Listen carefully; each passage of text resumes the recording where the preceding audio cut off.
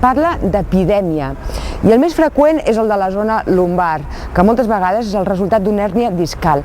Així que sou moltes les persones que tindreu gran interès en descobrir l'Institut Català d'Ozonoteràpia de la Clínica Quirón.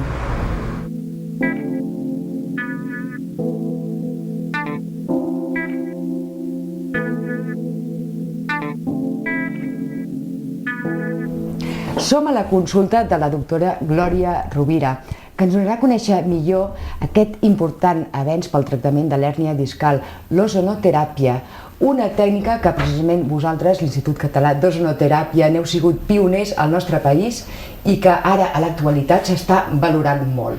Bon dia, doctora Rovira. Bon dia. Primer de tot, per què es produeix una hèrnia discal? Una hèrnia discal es pot produir per molts motius físics, però el que està passant en el disc és que s'ha trencat la part externa del disc. No podem oblidar que en una columna el que tenim entre dos vèrtebres és una estructura que es diu disc intervertebral. Aquest disc està format per dues parts fonamentals, una part externa, que és el que diem el disc fibrós, l'anell fibrós, i una part interna, que és el nucli pulpós, que és semilíquid gelatinós. Quan aquesta part externa se'ns trenca, per qualsevol motiu, per sobrepès, per postures forçades repetides, la part interna, el que és el nucli pulpós, surt a fora i és quan ens comprimeix tota una sèrie d'estructures que comporten les molèsties, els símptomes de l'hèrnia discal. O sigui, això que veiem aquí seria una hèrnia discal. I això està comprimint? I això està comprimint nervi, i depenent de quin nervi sigui el que està comprès per la hèrnia, els símptomes que ens donarà seran uns o uns altres. Poden ser diferents. I quin avenç suposa l'ozonoteràpia respecte a anteriors tipus de tractament que es feien fins ara? Si diferenciem entre tractaments percutanis i cirurgia, podem catalogar avui per avui l'ozonoteràpia com la tècnica més percutània que tenim. Això vol dir que simplement amb una punció directa en el disc afectat intentarem solventar un problema. La cirurgia, com a contrapartida, requereix una obertura de teixits fins a arribar on tenim el problema, extirpar-lo, tornar a tancar teixits. El postoperatori, és una cirurgia oberta. Exacte, és una cirurgia oberta. El postoperatori, per tant, serà molt diferent si només hem fet una punció o si tenim aquesta persona durant més temps a quiròfano, si tenim després que tancar teixits, si tenim que fer una cicatrització. Estem parlant d'un postoperatori d'unes hores a un postoperatori que ens pot estar la persona ingressada a clínica 3, 4 o una setmana i després pot estar de baixa laboral un mes. I de fet, què és l'ozó? Sembla molt natural i gairebé indolor? L'ozó és un gas. L'ozó és un derivat de l'oxigen. És una molècula que té 3 àtoms d'oxigen en comptes de 2, com és l'oxigen mateix, i s'està utilitzant a medicina des de fa molts i molts anys.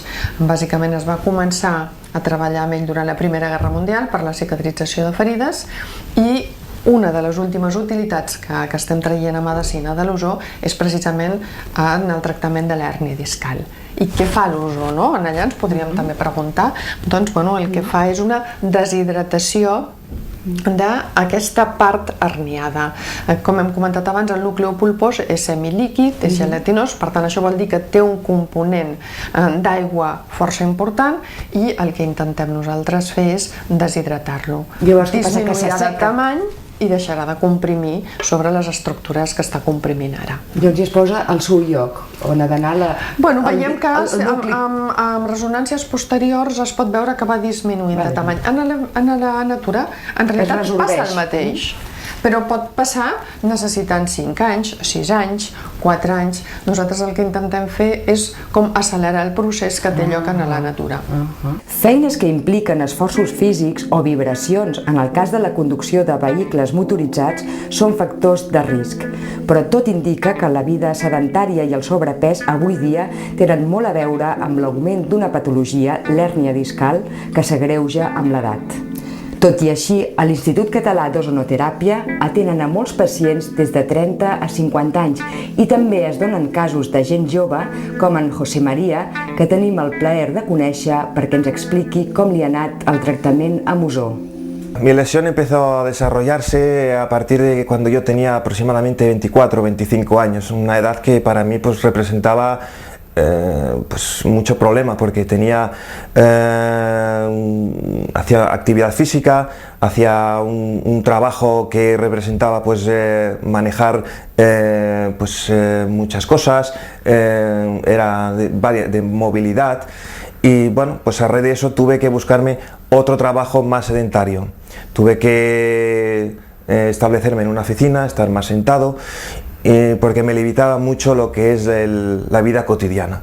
Entonces el día a día se representaba para mí un problema levantarme por las mañanas, porque no dormía por las noches, tenía muchísimas molestias, continuamente tenía que estar en tratamientos antiinflamatorios, y bueno, hasta que al final pude conseguir de enterarme de este novedoso tratamiento que es la ozonoterapia. Intenté evitar en la medida de lo posible, aconsejado por los neurocirujanos, de retrasar la cirugía todo lo que pudiera al máximo posible, porque siempre hay un riesgo, evidentemente, de entrar en quirófano. Y bueno, debido a que un familiar mío me informó de la existencia de este tratamiento que era novedoso aquí en España, decidí aventurarme y probarlo. Y bueno, la verdad es que, pues bueno, después del tratamiento no volví a tener ningún problema. Estoy muy satisfecho, estoy muy feliz, porque ahora puedo tener una vida pues normal, como cualquier otra persona. El cas d'en Josep Maria és un cas que veiem amb relativa freqüència. És un cas en el que no hi ha només un disc afectat, sinó que hi ha 3 discos, i aleshores podem aprofitar quan fem la discòlisis per tractar els 3 discos. Això seria bastant més complicat amb una cirurgia convencional, però nosaltres ho fem amb relativa facilitat. De fet, de la punció del primer disc fins a l'últim han passat 5 minutets. En 5 minuts hem pogut fer la punció d'aquests 3 discos. Ell és un cas que vam tractar fa 3 anys, continua estant perfectament bé. Era un cas que tenia força dolor, un dolor de més de 6 anys d'evolució, un dolor que el despertava per la nit, un dolor que el tenia molt limitat amb les seves tasques habituals, i d'alguna manera, encara que inclús ell havia fet alguna que no està a l'abast de tothom, com va ser canviar inclús de treball, l'estava limitant molt. És una persona jove, als 36 anys evidentment, i el que tenim que aconseguir, sobretot com en el seu cas que no estava indicada la cirurgia, mitjançant un altre procés com és el tractament amb ozó, poder aconseguir que la qualitat de vida d'aquesta persona sigui l'adient a la seva edat. En l'ampli ventall d'aplicacions mèdiques que ofereix l'ozó per les seves propietats desinfectants, analgèsiques i cicatritzants, l'ozonoteràpia suposa un gran avenç en la guarició de l'hèrnia discal, ja que permet evitar l'operació quirúrgica en pacients que fins ara no tenien altra solució. Els casos d'hèrnia discal, però, poden ser molt diversos. I si patim dolors lumbars, cal que ens preocupem? Pot ser que tinguem una hèrnia discal? Quan nosaltres veiem aquí en els pacients, ja solen ser pacients diagnosticats d'hèrnia discal. Així és com ens arriben a nosaltres. Són pacients que hi ha aquesta primera fase conservadora ja la tenen superada, per tant ja han fet aquest repòs que demanem, però entre cometes, vol dir un repòs que no té que ser exagerat, moderat. Ja han passat la fase també farmacològica, o sigui que està considerada avui per protocol com a mínim d'1 mes i mig, i el pacient continua amb un dolor que és un dolor que no és només en la zona lumbar, sinó que en la majoria dels casos és a zona lumbar, però irradia també a l'extremitat. O sigui, cap a la cama fa molt mal també, no? Exacte, és la típica ciàtica, el que coneixem com a ciàtica. Qualsevol tipus d'activitat. Invalida molt. Aleshores ens trobem amb un cas d'una persona relativament jove, amb un dolor que no s'està controlant farmacològicament i que potser no és tan sever com per indicar una cirurgia. Per tant, aquest seria un grup de pacients que serien tributaris al tractament amb ozó. I quins resultats es poden esperar? Bueno, estem parlant d'un nivell de resultats d'un 75-80% de bons resultats, el qual és força bo tenint en compte que la cirurgia també es mou per aquest ventall, no?